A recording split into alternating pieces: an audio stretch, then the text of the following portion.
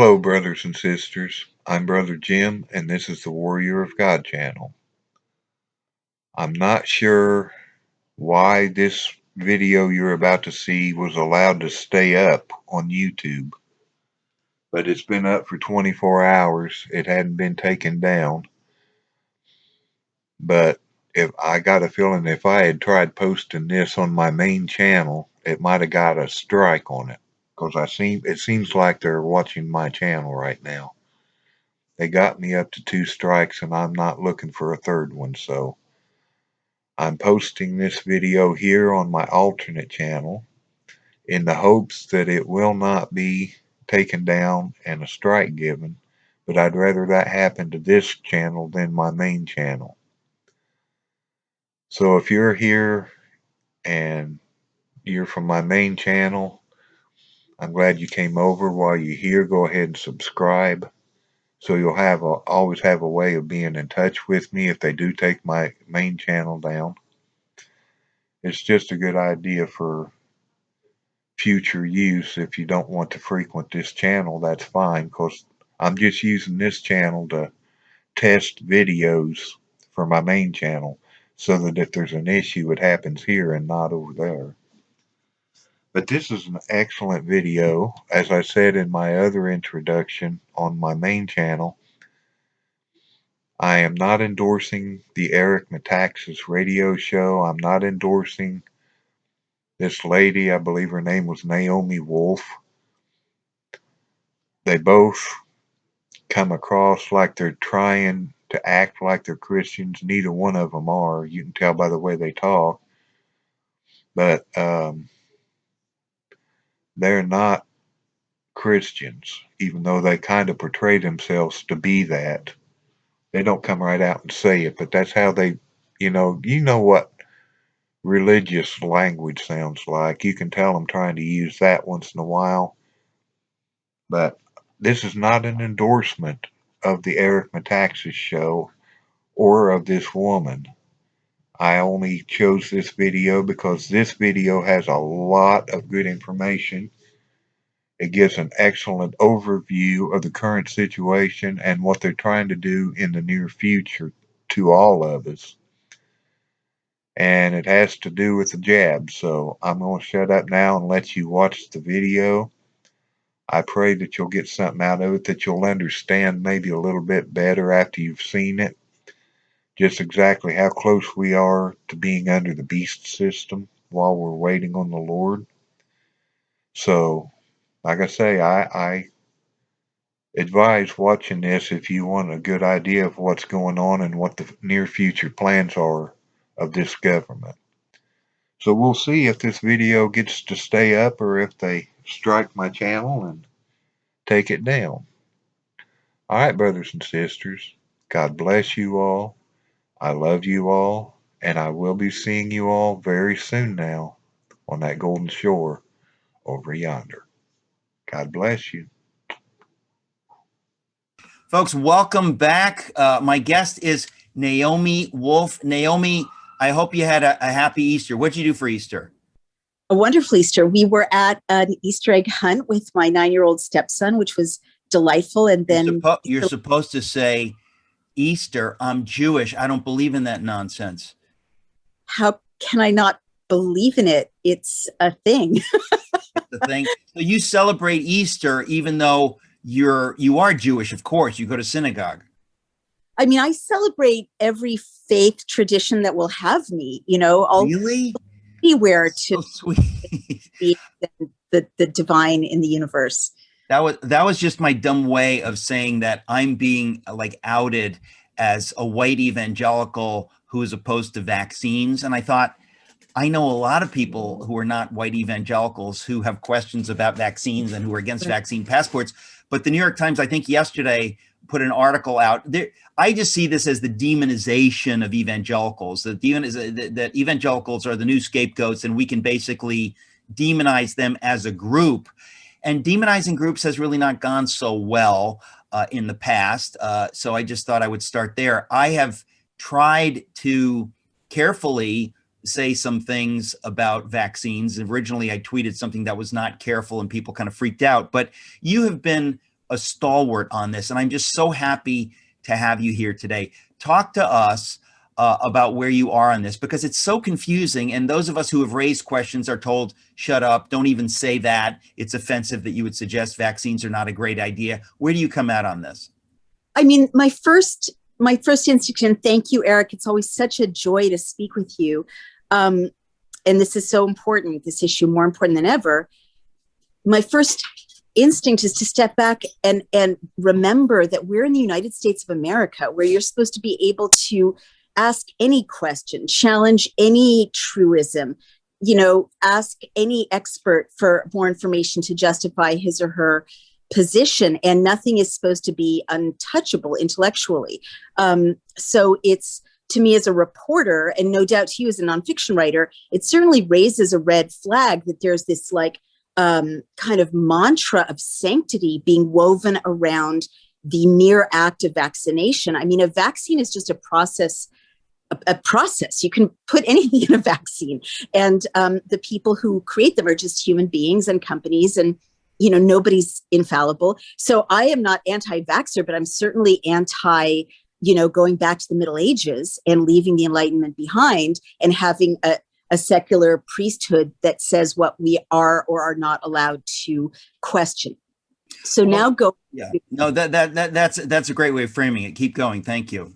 Well, I was just going to say, now going back to the first thing you said about demonizing evangelicals, I actually tweeted about this morning. The New York Times is really engaging in a very, very hideous and quite systematic process of constructing anyone who critiques what is clearly a kind of bio-fascist rollout of a new biosecurity state, involving constant upgrades to vaccinations, constant monitoring, vaccine passports, 360-degree surveillance via vaccine passports, monitoring and deplatforming of social media, no doubt shortly linked. And I've been talking about the technology of this as a tech company CEO, linked to vaccine passports. It's a China-style suppression of our liberties on a grand scale. And one way the New York Times is colluding in this, and I'm really going to say colluding because it's like World War II at this point. Some people are, kind of going along with the occupying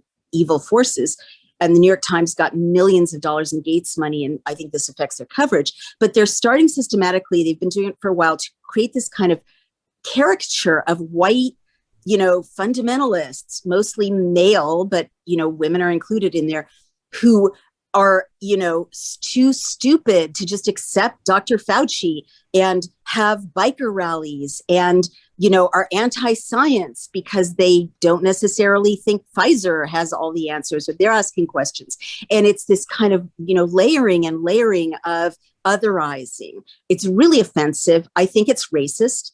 And they shouldn't do it. And what it does is, when you're someone like me with all the right credentials, Rhodes Scholar, Democratic advisor, Jewish, urban, New York City, San Francisco, cosmopolitan, I'm in the right tribe, but just to question Biden or China's influence on the United States or vaccine fascism otherizes me into the camp of yokels that are being constructed by the New York Times, and declasses me, deplatforms me, risks censoring me. People won't, invite me to their conferences anymore. That's how the National Socialists consolidated power in 1933. It's ugly, and it's obvious that this is happening. So I'm so glad to hear you say everything you just said. You're tracking precisely with what I've been thinking. I mean, it staggers me. I wrote a book about the man who ended the slave trade. I wrote a book about Bonhoeffer, who, because of his Christian faith, stood up against the persecution of the Jews. Nothing matters what you've done in the past or who you are. If you trip over any of these shibboleths, to mix metaphors, you're instantly, to use the ugly term, otherized, but that's exactly what it is. But the fact that the New York Times would do this and would single out as we've been saying, like white evangelicals. In other words, the idea that what they're doing as they demonize groups of people is they're saying these are stupid people who are anti-science, which is a meaningless statement, frankly. I think atheists are anti-science. And basically, they're not being careful, they're not being nuanced, and they're doing exactly what you said. They're enabling the cancel culture to move forward in the way that it did in Germany in the 30s, where if you question it, you have to ask, do I want to question it? Do I want to get in trouble? So I'll just go along with it. I'll just get the vaccine, even though I really wasn't going to. I'll get it because I want to be able to go to a baseball game and there's going to be vaccine passports. This is what is happening. So talk more about vaccine passports. I'm staggered that these things are being proposed. Well, it's a really scary time we're in, and I will talk about vaccine passports, but just to confirm what you're saying, Eric, I've never heard so many times ever in my lifetime. It's not even a matter of so many times, like only in the last 6 months have I heard sophisticated people from every discipline, medicine, journalism, activism, say things along the lines of, I would speak out about this, but I'm scared. I would write an article about this, but I'm afraid I'll lose my job. I would come out and share the memo that we got to, in my pediatrics practice to, go on social media and cheer on vaccinating 2-year-olds, but I'm scared I'll lose my job. Again, I wrote a book about this, and you wrote, your book about something, happening at the same, via the same mechanisms. When this is a technique, and every, closing society uses this technique of creating an insiders and an outsider society, and then starting to shove opportunities at those who go along and, close down jobs, professional advancement, access to kids' schooling to those who don't go along. It's absolutely classic building up of a fascist culture, as well as a fascist economy. Now, vaccine passports, I will share the warning that I've been sleeplessly sharing for about 10 days now, since the Biden administration floated the trial balloon that they're going to be, backing vaccine passports. And this is a global rollout. I can't stress this enough. Denmark was forced into vaccine passports. Israel was the bellwether 4 months ago, got vaccine passports. And within 4 months, it's destroyed civil society. Activists face 360-degree surveillance. Nobody is free to challenge it. Parents are being told their own vaccine passports will be switched off unless they allow their children to be vaccinated. Hold on. Say that again. That is so sick. I cannot get over it. Please say, what country did that happen in? So it's Israel is the first kind of petri dish for Pfizer, basically aligning with the Netanyahu government to roll out a full biosecurity state via vaccine passports. So Israelis have to show their vaccination passport, which is digital. Why is it not a piece of paper, which wouldn't have all these problems? I will explain. But it's digital in order to get food at the grocery store. All right. And of course, as I've been warning people, there's no such thing like the vaccine passport is the social credit system that China has. It doesn't lead to it. It is that, because it takes no engineering. It takes literally a flick of the back end. And I'm talking as a tech CEO, so stop me if nothing's clear, but it takes no special addition to merge your Google Wallet or your Apple Pay or your PayPal with your vaccine status. We're going to go to a break here, but in closing, let me sum up. This is out of the pit of hell, folks, whether you believe in literal hell or don't. We're going to be right back talking about it. I hope you'll share this as widely as you can. We'll be right back. I'm talking to Naomi Wolf, whom I knew passingly at Yale. Naomi, just to be clear for my audience, you're Jewish, you are a Democrat, you're pro-choice, you're many things that I'm not, but we've come to a place in the culture where you and I are a little bit lonely voices speaking on some things that are of such magnitude that it's staggering to me. I want to say up front how grateful I am for your voice. Let's start there. Why do you suppose that it is more people on the left that are going along with this? I mean, it's upsetting to me to think that anybody would thoughtlessly go along with this, but you're a lonelier voice than most on the left. I mean, thank you for your kind words, Eric. Well, right now, you know, the left the Trump years have been painful and traumatic for Democrats and those of us. And the left, unfortunately, has a tendency of real herd mentality when we finally have one of our people, you know, our people in power. Oh, we have a woman of color who's vice president. You know, that's nirvana. You know, we have our guy as president. There's a horrible tendency to kind of go along with absolutely anything in order to maintain power, because we're so used to being not very good at power, not good at holding on to power, being outflanked by Republicans, and so on.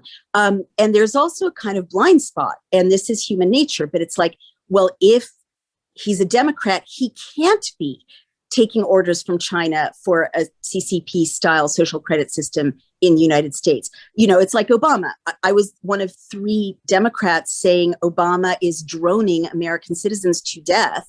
And all my lefty colleagues were like, he's our guy. He can't be that bad. He can't be doing anything evil.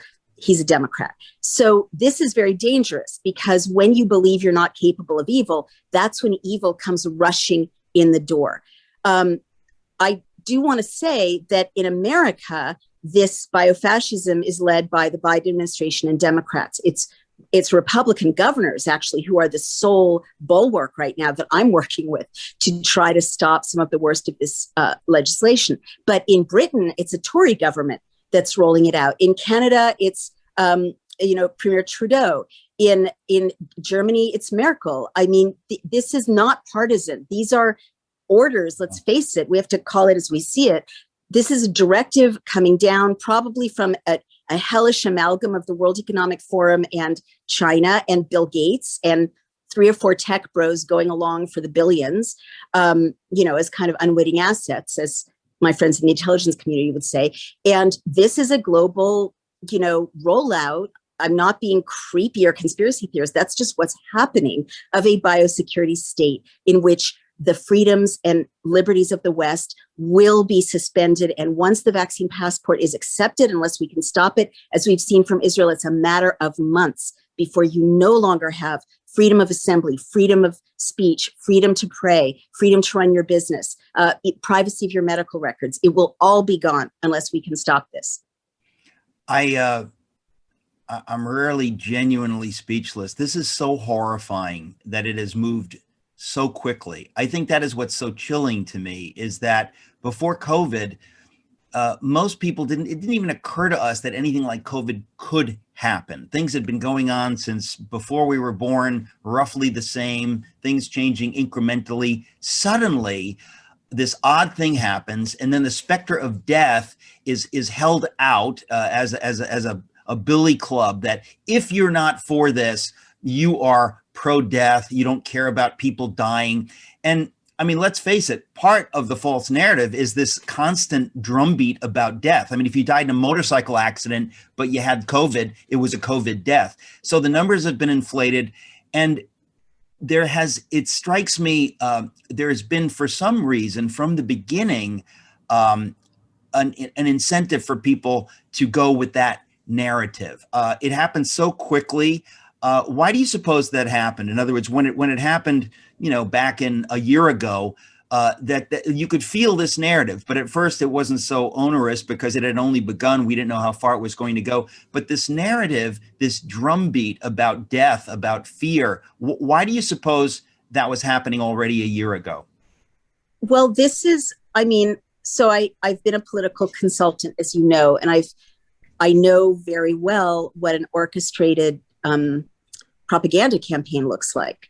And this is a highly, highly funded, orchestrated propaganda campaign on many levels. And you mentioned one of the key elements. We know that deaths are being inflated by the collapsing into one category of pneumonia, influenza, and coronavirus deaths. We know from Minnesota lawmakers auditing death certificates that there's a 40% inflation in just one state of deaths attributed to COVID. We know a separate piece of this you may be familiar with, but the PCR tests, which are the tests you get to see if you are a case, by running them above 25 cycle thresholds, you generate false positives at scale. And this is a scandal. The World Health Organization acknowledged it. Brave scientists came out and called for a retraction of the paper saying these results. Everyone understands inside this world of PCR testing that there's false positives being run at an industrial scale, but the New York Times hasn't, covered it in a way that would do what some brave doctors are calling for, which is to disclose the cycle thresholds at which your tests are run, so you know if you've got a false positive or not. And a whole economy has been crippled as a result of these false positive tests. And so as Simon Gadecki, one of these brave scientists, points out, when there's a real pandemic, it doesn't need PR, right? It doesn't need constant messaging. It doesn't need close-ups of dead bodies and constant images in the New York Times of, injections and people on ventilators and so on. It is a kind of death porn. We have real health problems in this country. Heart disease and stroke and cirrhosis are far above COVID. Forgive me, Naomi, I didn't look at the clock. We're going to be right back, folks. I'm talking to Naomi Wolf. Naomi, I cut you off. Please continue the point you were making. Sure. So I'm just noting there are false narratives at different inflection points in the whole kind of house of cards. And one of them, when you said, why is this story being told when it's really not based in fact, is money. Unfortunately, the Bill and Melinda Gates Foundation funds our major media. The New York Times got millions in funding. The Guardian got millions in funding. The CDC Foundation gets $12 to $17 million a year in funding from the Bill and Melinda Gates Foundation. The Telegraph gets millions. NPR gets millions. And I didn't break this story. This is the Columbia Journalism Review breaking it. And it's true. I went through Bill Gates's 990s. They're public. And it's like media, K through 12 education, K through 12 education, K through 12 education. So he is invested in vaccines. Microsoft has a contract to build the vaccine passports. They already have a prototype.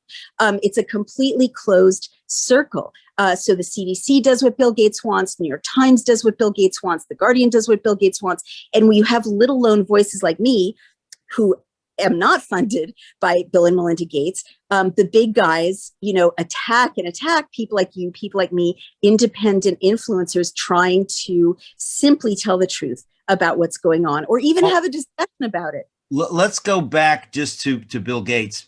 I know very little about where he's coming from. Tell us, what might we be thinking about Bill Gates at this point? A lot of people say he's a really bad guy. I think that might be true, but I just don't have the facts. What should we know that many people don't know about Bill Gates and about his foundation? So it's really hard to understand these forces if we do what my husband calls mirror imaging. He's a private investigator. And this is a common human nature mistake, which is to think that people think like us. Bill Gates and the tech bros who are up 22 to 100 billion this past year since the pandemic began, they don't really think like us. And China definitely doesn't think like us. And the reason I say that is Bill and Melinda Gates, as I said, is funding policymakers, basically buying policymakers around the world to mandate vaccines, basically mandate vaccine passports. How could he do this? If he's a decent human, how could this be bad or ill-intended? I reported on Bill Gates in 2017. He bought up a lot of lawmakers and Harvard and Stanford and the Department of Energy. And the reason he did that is he wants to coat the the globe in chalk dust, basically in sulfates, to prevent the sun from shining. Now hold on. This is like, I honestly, when I look at him now, because he's older, he reminds me of Montgomery Burns from The Simpsons. I mean, somebody who has more money than God and who has these wicked, vast, megalomaniacal plans. What you just said sounds like a science fiction movie. Say it again. It may sound like that, but the reporting is MIT, Bill and Melinda Gates Foundation, Stanford, Harvard, Bloomberg opinion. I mean, this is fully, this is from the source. I mean, Carnegie Foundation. I mean, it's called geoengineering. It's got a fancier name. And, the premise is we've got climate change. How do we protect, the sun from getting too hot? My point is, this is a technology that the patent is owned by Silicon Ventures in Silicon Valley and Bill Gates. And if you don't keep doing it once you've started, the world faces catastrophic warnings. So where I'm going with that is, this guy has done software, and he's done computers, and Silicon Valley has done the computer space. Now they want to colonize medicine. They want to colonize the environment. They want to colonize the human body as business models. And so the pandemic and this whole kind of buying up of influencers allows them to be the source for the updates and the boosters that this vaccine will require, according to Moderna's own site, right? Or, Apple, has the technology to, to continue to monitor. There's a huge investment in monitoring human physical processes, putting your medical data on tiny chips or dots. This is another Bill Gates invention that is funded and developed, monitoring, the fertility of women in the developing world. China's getting into this. China's building a DNA database. So it's not science fiction. It's just capitalism. But when you ask who is behind it, it's not someone who's thinking, maybe I won't suppress the free will and human creativity of human beings and mask their children forever, because that's a cruel thing to do. It's just a kind of Asperger's-y, kind of psychopathic guy with too much power, surrounded by communists who have perfected, inhuman anti-individualist thinking, and Silicon Valley guys who are making billions of dollars from it, and who also don't think in terms of human rights and freedoms, but a new space, as they put it, to monetize. So that's what's behind this. And so we shouldn't think they'll realize they're being inhumane, because that is not going to happen. It's up to us. Well, again, I'm really grateful for your voice and for your energy on this, because it just seems that every day it gets worse and it gets more horrifying. So Bill Gates, let's be blunt. You summed him up, I think, brilliantly. You mentioned Asperger's. That's really what seems to be the case. Now, there are people that they're operating on one channel in a way, and for him, it's money save the world, money save the world. Freedom is not breaking into his thought process. He just doesn't think about that. There are people who don't think about that, who don't understand, the difference between American liberty and China. It's just not on his wavelength. And so he's pushing and pushing with such an outrageous amount of money and power. The question, and maybe we'll get to that as we continue, for me, is how it can be that people who went to the same schools that we did, that are running the New York Times and all these places, that they are not tuned to what we're tuned to, that they are not saying, wait a minute, this is creepy. Wait a minute, I have questions. When we come back, folks, we'll continue to talk to Naomi Wolf. It's the Eric Metaxas Show. Don't go away. Folks, I'm talking to Naomi Wolf. We're talking about some nasty stuff. Naomi, it sounds like a bad dream that we're talking about this. I mean, really, when you talk about what's going on in Israel, COVID vaccine passports, so that you can go to a grocery store or whatever. This is just science fiction madness. It doesn't seem possible it's happening in our time. I'm a little surprised at Netanyahu. I would have thought that he was someone that respected, you know, liberty a little bit more than that. I don't expect that from Israel. It's depressing to me, but you're saying that Merkel and all of these other countries are going along with this. I mean, as you see, they're all reading the same sound bites. They all have the same methodology of like handpicking a group of, you know, scientific advisors. In America, it's Dr. Fauci and CDC Director Walensky, who are kind of telegenic or become media figures, and all of them are using the exact same schedule. I mean, this rollout is not just happening in the United States; it's happening simultaneously around the world, and there are white papers that, you know, are now in the public domain that kind of show what the script is. You know, China has created a white paper that basically shows that they want to be the global power, kind of in charge of a global bio-fascist regime, so that every, you know, medical process has to go through them by the year 2025. And so, you know, building a gigantic DNA database is a key part of that, but also being the source for things like PPE, being the source for vaccines in the developing world is also a part of that. We talked about Bill Gates and his interests. I mean, it's a closed circle. You know, CDC is a corporation. It has patents, according to RFK Jr. And, you know, Dr. Fauci, there's a bill that was just launched by Republicans to investigate Fauci and his organization, which most people don't know is the NIAID. Most people think he's CDC director, which is a great propaganda coup. He isn't.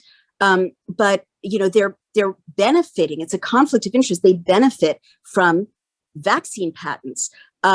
So it's this closed circle of profit, and you can see, you know, country after country doing the same thing to its people. Canada is in brutal lockdown. Britain, people have been under house arrest for months. These are free societies. Everywhere you see children being masked in public school, though, there is zero science to support that. You know, you were saying, well, we're beginning to know about Bill Gates. He has too much money. He's on the spectrum. I agree with all of that. But I also, when I see children in masks, and this is again global, what I see is that moment when Cheney had too much power and people were being tortured in Abu Ghraib and in Guantanamo in weirder and weirder ways. Do you remember that? Like put ladies' underwear on their heads, smear them with menstrual blood, you know, like torture them in stranger and stranger ways. That's what I'm seeing. I'm seeing like the escalation of a kind of fetishy quality to mask the children, you know, vaccinate the 2-year-olds. It's, I mean, we have to, I just want to say, we're going to pull you over into hour 2, but really what we're talking about here is fundamental values. In other words, the idea that you and I, who may be different on a lot of things, nonetheless, when I saw some of what happened at Abu Ghraib or other places, I immediately say, that is un-American. We don't do that. We don't do things like that in this country. People who do things like that should be prosecuted to the full extent of the law, should be court-martialed. We in America, I guess we're at a point where we really have to remind ourselves of what we believe and why we believe it, because these things are being challenged horrifyingly. We all have to begin to understand who we are, what we believe, what we stand against. We're going to be right back in hour 2, folks. I'm talking to Naomi Wolf. Don't go away. Folks, I'm talking to Naomi Wolf, and we're talking about everything, but we're talking about really ugly things like vaccine passports. Naomi, let me ask you this. It's one thing to talk about vaccine passports, which really sickens me, and I think everyone should stand against it.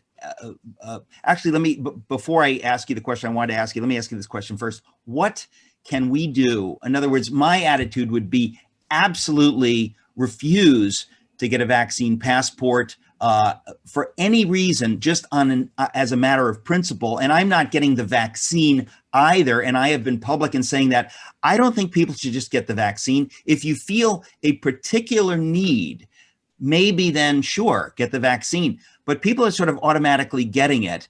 I say that's not a good idea. What do you say to that?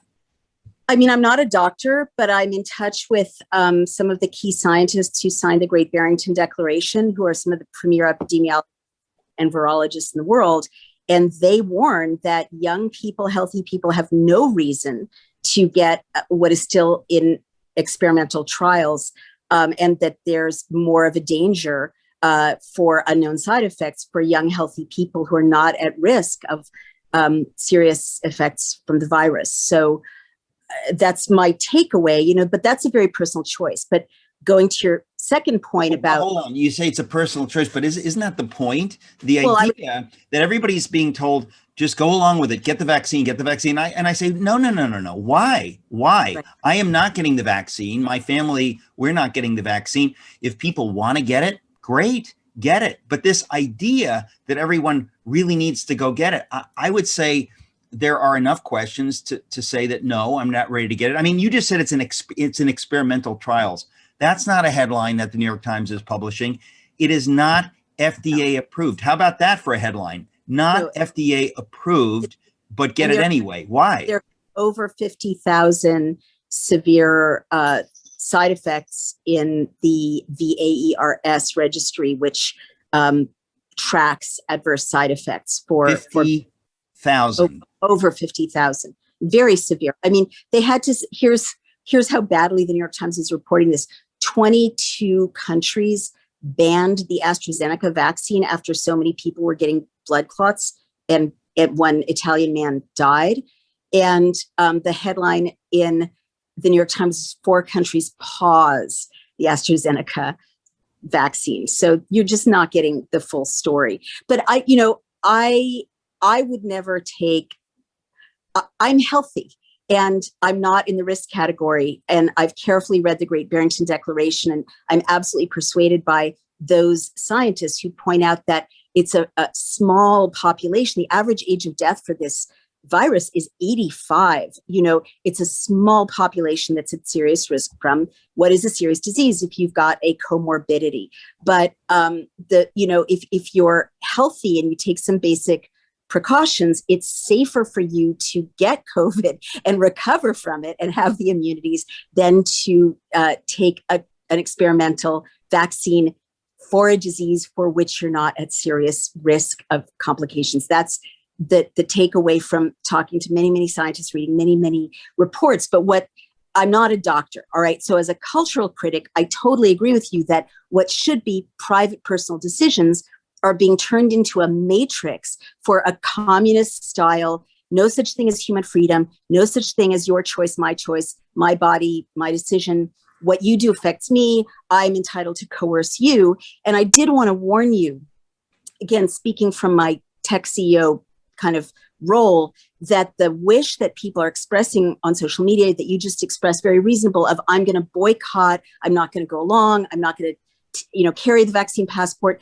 It won't work once the vaccine passport is rolled out, because already the app will have all your data, all your medical data, all your credit history, all your financial history. It'll geolocate you, whether you accept it or not. Because anytime you go to a restaurant, if you're asked to swipe a QR code to read the menu, the app will gather the data. Anytime you meet with friends who have the app, your phone will talk to their phone. And the fact that you're in a social network will be uploaded to whoever has the contract for the app. And HIPAA law, which protects your medical privacy, it'll be over because the government, the Biden administration, will contract with Microsoft and with Oracle and Salesforce, the ones that are already kind of promoting this app. It's called Excelsior in New York State, but these are private companies.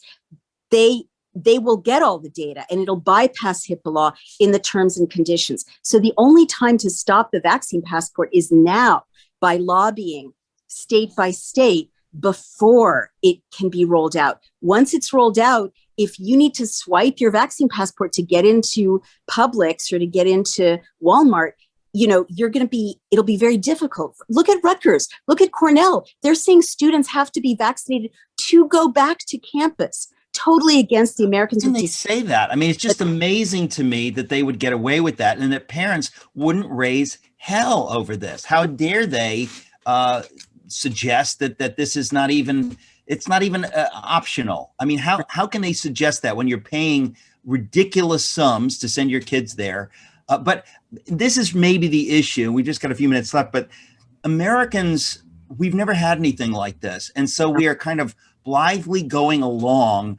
This is not the time to go along. This is the time to pretend that, you know, it's 1760 something and we're going to dump the tea in the harbor. This is not the time to go along with what is happening. This is time to rebel. This is the time to say, stop. We are free. Stop. I will not do that.